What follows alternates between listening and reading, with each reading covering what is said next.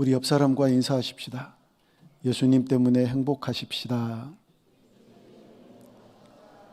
예, 특별히 수요 예배까지 나오신 여러분을 사랑하고 축복합니다. 보통 믿음이면 못 나오지요, 그죠? 아주 훌륭한 믿음을 가졌기에 나왔을 거예요. 자, 오늘은 32번째 야곱의 약속이라고 하는 제목으로 하나님의 말씀을 나눕니다. 여러분, 왜 하나님은 야곱에게 복을 그렇게 주셨는데 왜 야곱은 복 받은 자답게 살지를 못했을까요? 복 받은 자답게 살지를 못했던 그런 야곱의 모습이 나타나거든요. 또 하나님은 왜 약속을 기다리지 않고 하나님의 뜻을 반하여 인간적인 방법으로 그 축복을 쟁취했던 이 야곱을 혼내시지 아니하고 또 왜 복을 내려주셨을까요? 그 모든 과정들을 통하여서 야곱이 훈련되고 단련되면서 뭐라고 얘기를 하느냐면 나는 내 두 조상들보다 더 낫다. 굉장한 조상들이었거든요. 보통 조상이 아니에요. 역사에 기록될 만한 아주 훌륭한 조상들이 있었지만 이렇게 형편없이 인생을 살았던 야곱이 나는 내 조상보다 더 나은 복을 받았다라고 그렇게 자랑을 했거든요. 그런 이유들에 대해서 우리가 지난 시간에 살펴보았었어요. 여러분, 그래서 오늘은 또 다른 각도에서 야곱의 인생을 한번 추적해 보려고 합니다. 여러분, 인생을 살다가 내 뜻대로 되던가요? 내 뜻대로 내가 원하는 대로 인생이 되면 얼마나 좋겠어요. 근데 정말 내 뜻대로 안 돼요. 내 뜻대로 안 될 뿐만 아니라 자녀들도 내 뜻대로 안 되는 경우들이 참 많거든요. 여러분, 야곱은 에서와 형제가 있는데 에서와 정반대의 기질을 가진 사람이에요. 에서는 늘 들에 나가서 뛰고 거칠게 놀고 사냥을 하고 정말 남성적인 그런 외향적인 성격을 가졌다면 야곱은 막둥이라서 그러는지 늘 엄마 품에서 가정적이었고 내성적이었고 그리고 엄마 치마폭에서 살던 그런 사람이 바로 야곱이었거든요. 그러면 계속해서 야곱의 인생이 가정적이고 내성적이고 그렇게 엄마와 함께 마마보이처럼 그렇게 늘 살면 얼마나 좋겠어요. 어쩌면 그게 자기의 기질과 맞았을런지도 모를 일이지요. 그런데 엄마 품을 떠나게 돼요. 엄마가 도망가라고 그러지요.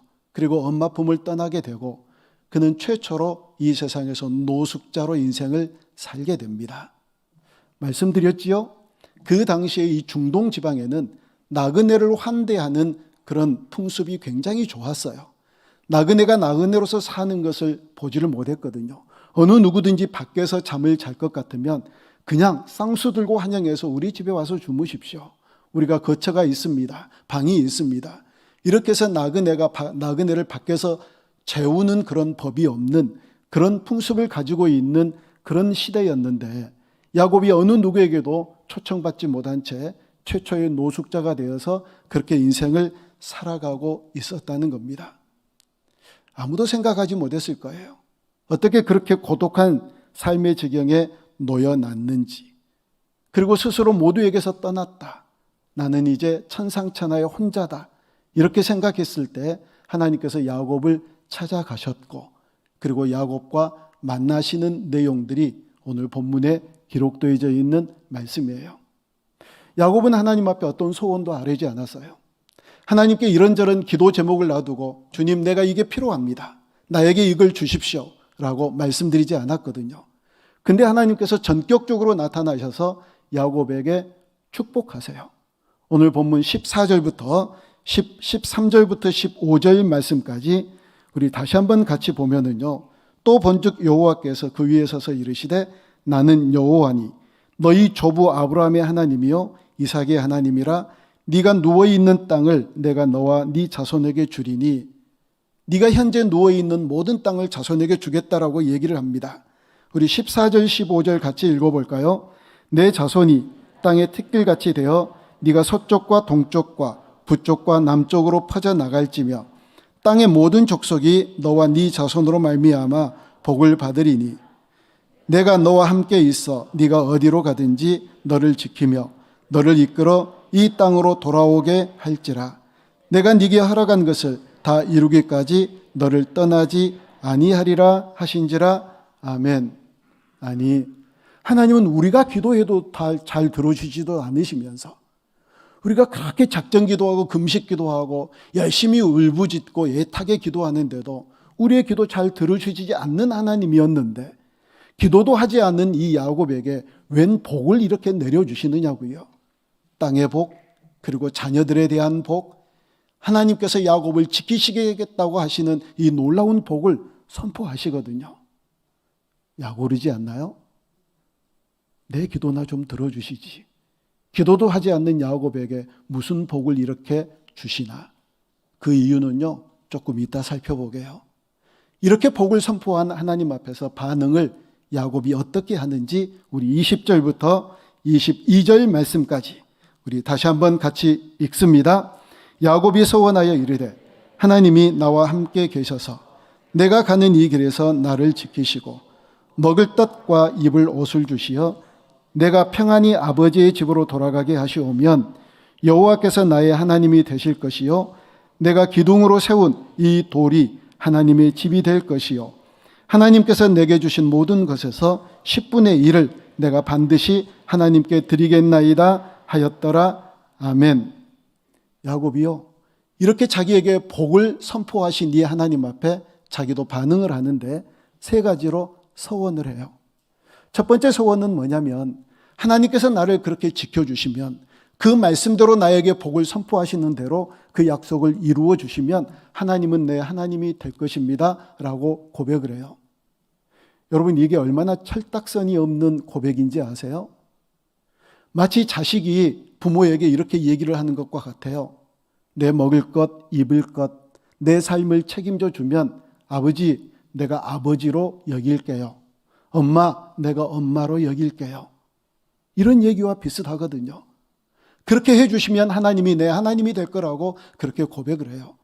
두 번째는 자기가 돌을 베개 삼고 자다가 이 놀라운 광경을 목격했는데 그 돌을 기둥을 삼아가지고 제단을 세워놓고 하나님께서 이 약속을 지켜주시면 이 제단에다가 내가 제사를 드리겠다라고 야곱이 약속을 해요.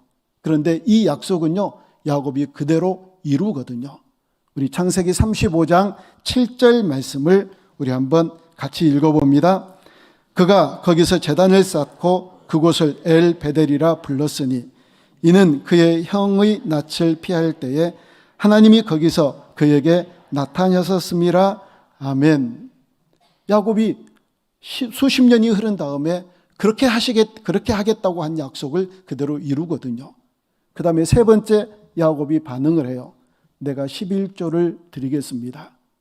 그런데 성경의 기록은요, 야곱이 그렇게 약속한 대로 11조를 드렸는지 드리지 않았는지 더 이상 기록이 없어요.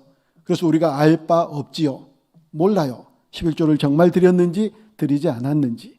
여러분, 그건 중요하지 않고 이 말씀을 통해서 뭘 우리에게 가르쳐 주시려고 하느냐면 우리는 약속을 이룰지 몰라도 못 이룰지 몰라도 하나님은 하나님이 약속하신 것들을 반드시 이루신다.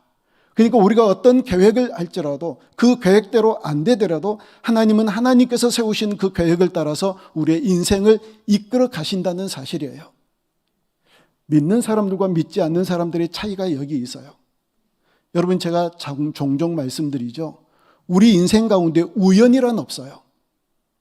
우리가 하나님을 믿는 하나님의 백성이라면 우리의 모든 인생이 하나님의 손 안에 달려 있거든요. 내가 누구를 어디를 갔는데 아이고 우연히 만났네. 도무지 거기서 만날 어떤 계제가 없는데 저희들도 미국 LA 공항에서 아주 귀한 사람을 한 사람 만난 적이 있었거든요. 근데 우리가 타는 공항 나가는 길은 이쪽이고 그분이 타는 공항 나가는 길은 이쪽인데 한 중간에서 만난 거예요.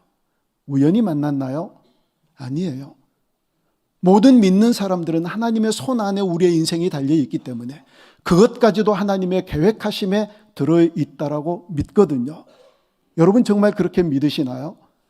세상 사람들에게는 그것이 모두 다 우연이지만 하나님에게서는 그것이 우연이 아니라 하나님의 계획 속에 하나님의 섭리 가운데 이루어지는 줄로 믿습니다. 그걸 가리켜서 하나님의 경륜이라고 얘기를 해요. 자, 여러분, 오래전에 말씀드리면서 경륜이라고 하는 뜻에 대해서 제가 설명을 드린 적이 있었어요. 기억나시나요? 월급을 한 달에 300만 원을 받았어요. 그러면 이 300만 원을 어디에다가 써야 되겠다. 아직 받지도 않았는데, 아직 통장에 입금되지도 않았는데, 아니 어떨 때는 또 입금되고 난 후에 내가 이걸 어디에다가 쓰고 어떻게 사용해야 되고 어떤 유익한 곳에 어떤 쓸 때에 써야 되겠다라고 미리 계획을 다 세워놓는 게 이게 경륜이라는 얘기입니다. 그래서 제가 주례를 할 때 우리 신랑 신부들에게 서약하는 그 서약서에다가 꼭 그 단어를 써요. 우리가 만남은 우연이 아니라 하나님의 경륜 속에 만났다. 하나님의 계획 속에, 하나님의 이끄심 속에 만난 것이다. 그래서 그걸 신랑이 신부에게, 신부가 신랑에게 고백하게 하거든요. 여러분, 그 모든 인생이 그렇게 이끌려져 간다. 내가 내 계획을 따라서 살아가는 인생이 아니라 하나님의 시간표 속에 하나님께서 이끄시는 대로 인생이 펼쳐진다라고 하는 사실을 이 야곱의 인생을 통해서 우리에게 알려주신다는 겁니다. 여러분이 이렇게 주님께 이끌려 살아가는 인생이 되려면은요, 하나님을 경험해야 됩니다. 말씀드렸지요. 야곱이 왜 그 위대한 조상들보다 내가 더 많은 복을 받았다라고 그렇게 고백을 하느냐? 그 위대한 조상들은 하나님을 많이 경험하지 못했다. 자기가 이삭과 아브라함보다 더 많은 사건들 속에서 또 실패하고 넘어지는 그와 같은 일들 가운데서 나는 이렇게 하나님을 경험했다. 그래서 나는 그렇게 경험한 하나님이 내게 있기에, 계시기에 나는 당신들보다 더 많은 복을 받았노라고 그렇게 고백을 했거든요. 여러분, 그래서 정말 하나님의 이끄심을 받으려면요, 살아계신 하나님을 경험해야 됩니다. 오늘 어쩌면 이 본문 가운데서 가장 중요한 본문이라고 할 수 있는 15절 말씀을 우리 다시 한번 같이 읽어볼까요? 자, 15절입니다.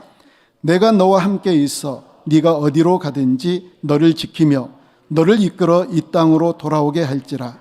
내가 네게 허락한 것을 다 이루기까지 너를 떠나지 아니하리라 하신지라. 아멘. 돌아오게 하실 거면 떠나보내지 않으면 되잖아요. 전능하신 하나님이시잖아요. 하나님이 마음대로 하실 수 있는 분이시잖아요. 돌아오게 할 거면. 그런데 왜 하나님은 떠나보내시나요? 그런 많은 시간 속에서 하나님을 경험하기를 원하세요. 하나님이 어떤 하나님이신지, 하나님이 얼마나 위대한 하나님이신지를 경험하게 하기 위해서 야곱을 떠나보내세요. 그리고 그 하나님을 야곱은 경험하거든요. 여러분, 이 얘기 뒤에 어떤 얘기들로 이렇게 쭉 펼쳐지느냐 하면 제가 간단하게 요약해서 말씀을 드릴게요.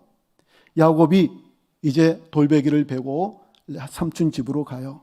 삼촌 집에서 20년 동안 고생을 하다가 다시 나아옵니다. 나아오는데 그 아내 라헬이 그 집안의 우상 드라빔을 훔쳐가지고 나옵니다. 왜 그러냐면 이 드라빔을 가지고 있는 자손이 더 많은 아버지의 재산을 상속받을 수 있는 모양이에요. 그래서 그 드라빔을 훔쳐가지고 나오니까, 아니 라반이 집에 가보니까 그 가족 집안 우상이 없어진 거예요. 그 추격을 합니다. 야곱을 추격을 해요. 그래가지고 야곱에게 이 드라빔 내놔라. 그리고 여기저기 뒤져보는데 이걸 찾지를 못해요. 그 찾지를 못하니까 야곱이 자기 삼촌 라반에게 이제까지 있었던 억울한 얘기들을 토로해냅니다. 막 쏟아내요. 어떻게 쏟아냈느냐면 우리 창세기 31장 40절 말씀을 우리 같이 한번 읽어봅니다. 내가 이와 같이 낮에는 더위와 밤에는 추위를 무릅쓰고 눈 붙일 겨를도 없이 지냈나이다. 아멘. 여러분, 이스라엘은요, 팔레스타인 땅은 아침과 그리고 낮, 그러니까 밤, 새벽, 그리고 낮의 온도 차이가 50도 이상이 난대요. 그러니까 기억하시죠? 밤에 겉옷을 만약에 저당을 잡았으면 밤이 되기 전에 그 겉옷을 돌려줘야 된다. 그 겉옷 없으면 얼어 죽을 수 있으니까. 그렇게 일교차가 심한 지방이었거든요. 그런데 밤낮 그 속에서 고생했다라고 그렇게 고백을 해요. 그 또 고백을 한번 볼까요? 31장 41절입니다. 같이 읽습니다. 내가 외삼촌 집에 있는 이 20년 동안 외삼촌의 두 딸을 위하여 14년, 외삼촌의 양떼를 위하여 6년을 외삼촌에게 봉사하였거니와 외삼촌에게 내 품삯을 10번이나 바꾸셨으며. 아멘. 외삼촌에게 이렇게 속아요. 여러분, 야곱은 꾀가 많은 사람이었거든요. 자기 통밥으로, 자기 경험으로 많은 것들을 빼앗아 낼 수 있는 그런 꾀가 많은 사람이었는데 삼촌이 한 수 위인 거예요. 그런 삼촌에게 한두 번 속았어야지요. 한 번 속아도 어려운데 두 번, 세 번 이렇게 속으면서 살았다라고 그렇게 고백을 하고 있다는 겁니다. 그렇게 어려움을 당하고 있을 때 하나님께서 야곱에게 나타나셔서 이렇게 말씀하세요. 31장 13절 말씀을 우리 같이 읽습니다. 나는 베델의 하나님이라. 내가 거기서 기둥에 기름을 붓고 거기서 내게 소원하였으니 지금 일어나 이곳을 떠나서 내 출생지로 돌아가라 하셨느니라. 아멘. 여러분, 이 성경 구조를 보십시오. 이게 얼마나 놀라운 말씀인지 아세요? 지금 야곱이 집을 떠나가지고 삼촌 집에 가서 고생을 하다가 자기 고향으로 돌아가기까지 몇 년이 걸리냐면 20년이 걸려요. 20년이 지난 다음에 하나님께서 말씀하세요. 야곱아, 너 그때 20년 전에 베델에서 이런 약속하지 않았느냐? 네가 그렇게 약속한 대로 이제 집으로 돌아가라고 그렇게 말씀하세요. 이런 얘기를 들으면 우리는 아마 그런 생각을 할지도 몰라요.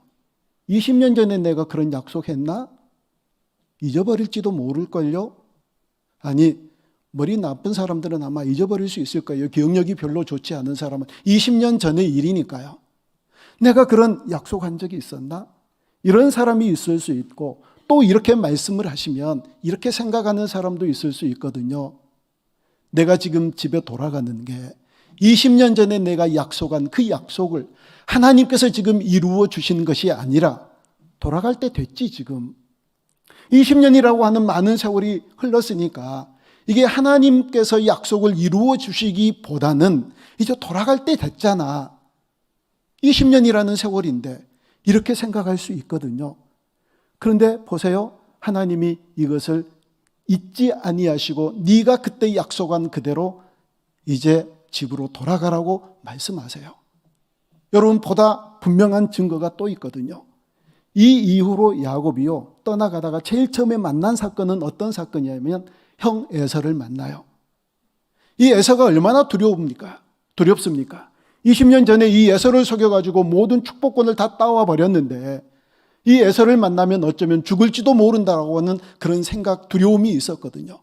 그리고 거기에서 야복강에서 하나님께 기도하다가 환골뼈가 나가고 그런 어려움을 당하지요. 그런데 하나님께서 에서의 마음을 녹이셔서 야곱과 에서가 기쁨으로 다시 재회하게 하시잖아요. 자, 지금 야곱이 거기서 떠나서 지금 어디로 가고 있는 중이죠?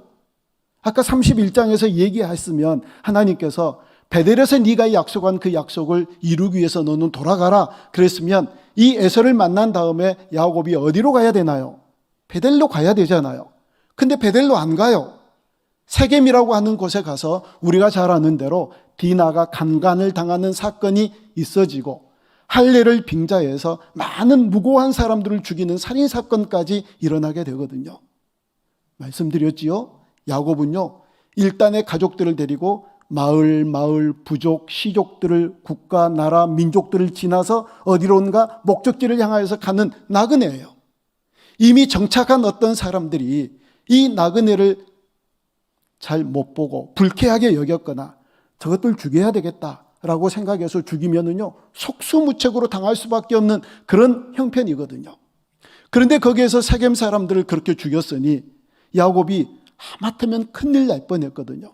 여러분 35장 1절을 보면 이렇게 말씀이 기록되어져 있어요. 35장 1절을 같이 읽습니다. 하나님이 야곱에게 이르시되 일어나 베델로 올라가서 거기 거주하며 네가 네 형 에서의 낯을 피하여 도망하던 때에 네게 나타났던 하나님께 거기서 제단을 쌓으라 하신지라. 아멘. 여러분, 야곱에게 하나님께서 다시 말씀하세요. 너 빨리 베델로 올라가라. 이때 얼마나 야곱이 시쳇말로 우리 얘기로 시겁했는지 아세요? 혼이 나요. 이제 하마터면 우리가 죽을지도 모른다. 어쩌면 우리가 죽을지도 모른다. 이 주변에 정착해 있는 정착민들에게 우리는 몰살당할지도 모른다. 그러면서 그때 무슨 명령을 하느냐면 너희들 가지고 있는 모든 우상단지들을 다 버리라고 얘기해요. 여러분 참 심란하지요? 그렇게 하나님을 경험했음에도 불구하고 거기까지 우상들을 가지고 온 거예요. 그렇게 하나님께서 나타나셔서 야곱에게 약속하시고 또 약속하시고 또 이끄시고 하는 하나님의 임재를 경험했으면서도 그 디나 사건이 있을 때까지 계속해서 우상을 가지고 온 거예요. 그리고 그 디나 사건을 만나고 얼마나 시겁했으면 그때 야곱이 모든 가족들에게 명령해서 모든 우상을 버리라고 그렇게 지시를 하거든요. 여러분, 우리가 그런 존재예요.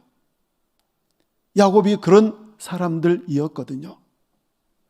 그래서 여러분, 이 야곱이 그냥 어쩌다가 오게 된 것이 아니라 하나님의 철저한 계획 속에 20년이 지나서 그러니까 세월 지났으니까 이제 올만하지, 그래서 온 것이 아니라 하나님의 계획과 약속과 하나님의 시간표를 따라서 이 베델로 올라오게 되었다는 얘기입니다. 자, 그러면 다시 오늘 본문으로 넘어가서 이 야곱이 광야에서 그 베델에서 돌베개를 베고 잤을 때 어떤 일이 일어났는지 한번 봅니다. 12절 말씀을 우리 다시 한번 같이 읽어봅니다. 12절이에요. 꿈에 본즉 사닥다리가 땅 위에 서 있는데 그 꼭대기가 하늘에 닿았고 또 본즉 하나님의 사자들이 그 위에서 오르락 내리락 하고. 아멘. 자, 이제 여러분들이 그림을 그리세요. 하늘에서 사닥다리가 내려와 가지고 땅에 닿았어요. 하늘에서 그림 그리실 수 있죠. 아마 도화지하고 크레용 갖다 드리면 얼마든지 그릴 거예요. 아주 쉽게, 제일 쉽게 그릴 거예요. 자, 하늘에서 땅까지 사닥다리가 닿았어요. 그리고 하나님의 사자가 위에서 오르락 내리락 해요. 계단을 많이 오르내리면 근육 운동에 좋대요. 그래서 지금 이 사람들이 근육 운동하는 게 아니에요. 지금 뭘 우리에게 보여주느냐면 사람은 죄를 지어서 하늘에 오를 수 없어요. 그런데 어떤 사건인가를 통하여서 하늘과 땅이 맞닿고 하늘과 땅이 소통하게 될 것이라고 하는 것을 상징적으로 지금 야곱의 환상을 통해서, 꿈을 통해서 보여주시는 거예요. 여러분이 인간은 죄 짓고 나서 하나님 앞에 도무지 갈 수가 없었거든요. 어떤 다리도 없어요. 비행기를 타도 안 되고 배를 타도 안 돼요. 어떤 교통수단도 없어요. 그런데 하늘과 땅에 사닥다리가 놓여져서 오르락 내리락 한다. 하늘과 땅이 연결됐다. 이건요, 하나님 나라와 이 땅의 나라가 연결되어질 것이라고 하는 것을 상징적으로 보여주시는 사건인데 이 사건을 예수님이 언급하세요. 언제 언급을 하느냐면 예수님이 나다나엘을 만나셨을 때 이 나다나엘에게 말씀하시는 내용에 대해서 언급하는데, 자, 잠깐 요한복음 1장을 보면 이런 얘기가 있어요. 빌립이 나다나엘에게 가서 야, 예수님이시다, 메시아다, 한번 가보자. 그러니까 나다나엘이 이렇게 얘기하죠. 나사렛에서 무슨 선한 것이 나겠느냐. 그러니까 더 이상 뭘 설명할 게 없으니까 빌립이 그냥 한번 와봐라 이렇게 초청을 합니다. 그래서 나다나엘이 딱 오니까 예수님이 나다나엘을 엄청 칭찬을 하세요. 칭찬을 하니까 나다나엘이 이렇게 얘기해요. 아니, 나를 언제 봤다고 칭찬하세요? 그러니까 예수님께서 이렇게 말씀하세요. 빌립이 너를 만나기 전에 네가 무화과 나무 아래에 있었던 것을 내가 안다. 그러니까 나다나엘이 당신이 진짜 선지자입니다 라고 고백을 할 때 예수님께서 나다나엘에게 이렇게 말씀하십니다. 요한복음 1장 50절 51절을 같이 읽습니다. 예수께서 대답하여 이르시되 내가 너를 무화과 나무 아래에서 보았다 함으로 믿느냐? 이보다 더 큰 일을 보리라. 또 이르시되 진실로 진실로 너희에게 이르노니 하늘이 열리고 하나님의 사자들이 인자 위에 오르락 내리락 하는 것을 보리라 하시니라. 아멘. 예수님이 이 사건을 언급하세요. 도저히 우리가 하나님 나라로 올라갈 수 없는 그런 죄인들이었는데 하나님께서 사닥다리를 펴셨어요. 그리고 하나님의 사자가 오르락내리락 하면서 도저히 소통할 수 없었던 하나님 나라와 이 땅이 소통하기 시작한다는 거예요. 바로 내가 이 사닥다리가 되어질 것이다. 내가 이 소통의 창구가 되어질 것이다. 그래서 너희들이 나를 믿으면 하나님 나라에 올라갈 수 있게 될 것이다. 이 놀라운 진리를 나다나엘을 통하여서 말씀하세요. 여러분, 그래서 하나님 나라와 이 땅의 소통 창구는 유일하게 하나밖에 없어요. 예수님이세요. 그래서 예수님을 믿어야 구원받는다라고 그렇게 얘기를 하잖아요. 여러분이 사닥다리 사건이 이와 같이 놀라운 얘기를, 메시지를 우리에게 해주시는 얘기거든요. 하늘에서 땅까지 사닥다리가 맞닿았다. 오르락내리락 한다. 누군가가 사닥다리를 놓고 소통하게 될 것이다. 예수님께서는 내가 장차 이와 같은 일들을 소통 창구가 될 것이라는 말씀을 나다나엘에게 얘기를 해주고, 네가 그렇게 믿는 것이 이게 놀라운 것이 아니라 더 크고 놀라운 일들을 볼 터인데 나로 인하여 하늘문이 열려지는 역사가 일어날 것이다 라고 말씀하시는 게 나다나엘을 통하여서 주시는 말씀이에요. 그리고 요한복음 1장 47절 말씀을 결론적으로 한번 보겠습니다. 같이 읽습니다. 예수께서 나다나엘이 자기에게 오는 것을 보시고 그를 가리켜 이르시되 보라, 이는 참으로 이스라엘 사람이라. 그 속에 간사한 것이 없도다. 아멘. 예수님께서 나다나엘을 두 가지로 칭찬하세요. 첫째는 참 이스라엘 사람이다. 두 번째는 뭐라고 칭찬하시죠? 그 속에 간사함이 없다. 자, 그러면 이제까지 우리가 야곱에 대한 얘기를 쭉 해왔어요.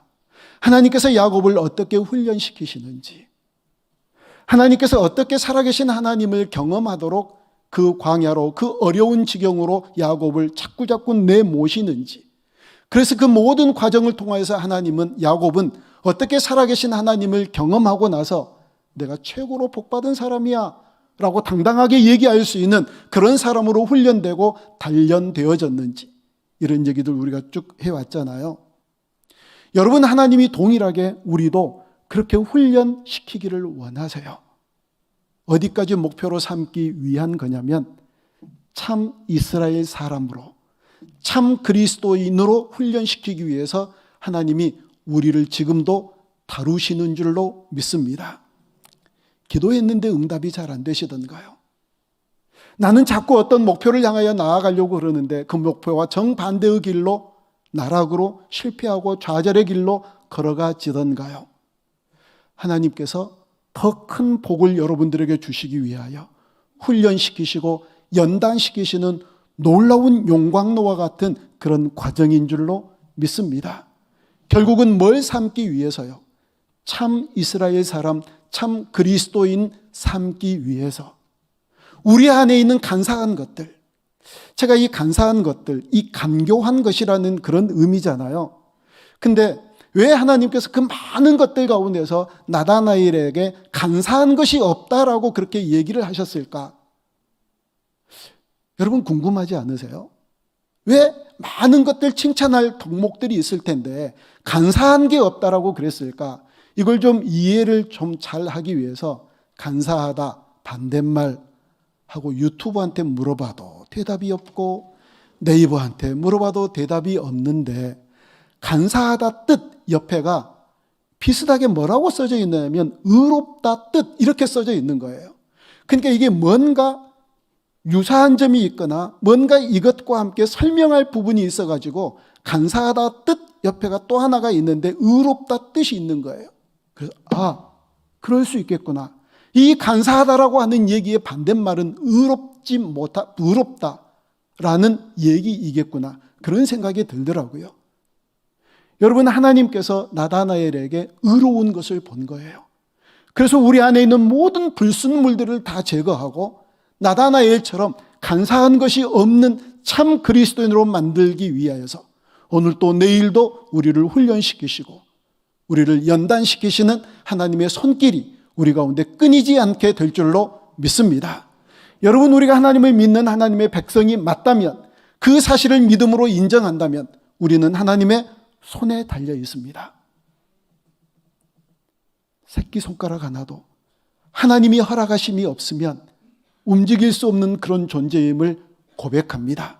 그러면 하나님의 손 안에 있으면 하나님께서 야곱을 그렇게 이끄셨던 것처럼 그 모든 상상할 수 없는 그런 어려운 과정 속에서 연단시키신 것처럼 우리를 연단시키시되 참 그리스도인 만들기 위하여, 그래서 예수님을 믿어서 의롭게 되어지기를 위하여 우리를 연단시키시는 하나님이 저와 여러분의 하나님이신 줄 믿습니다. 놀랍게도 이 오르락내리락 하는 이 과정을 예수님이 직접 언급하시면서 내가 그렇게 된다, 내가 그렇게 된다. 그런데 그렇게 되기까지 너희들이 그 사닥다리를 통해서 하나님 나라로 올라가기 위하여서 참 그리스도인이 되어지고 간사한 것을 빼내기 위해서 지금부터 내가 너희들을 훈련시키실 것이다. 그래서 우리는 지금 뭐라고요? 공사 중이라고요. 우리는 여전히 공사 중에 있는 그런 존재입니다. 어떻게 우리를 훈련시키시든지 그 훈련에 순종하며 나아가서 하나님께서 기뻐하시는 참 그리스도인의 자리, 하나님께서 원하시는 간사한 것이 없는 의로운 하나님의 백성들로 그 자리까지 나아가는 우리 모두가 되어줄 수 있기를 주님의 이름으로 축복합니다.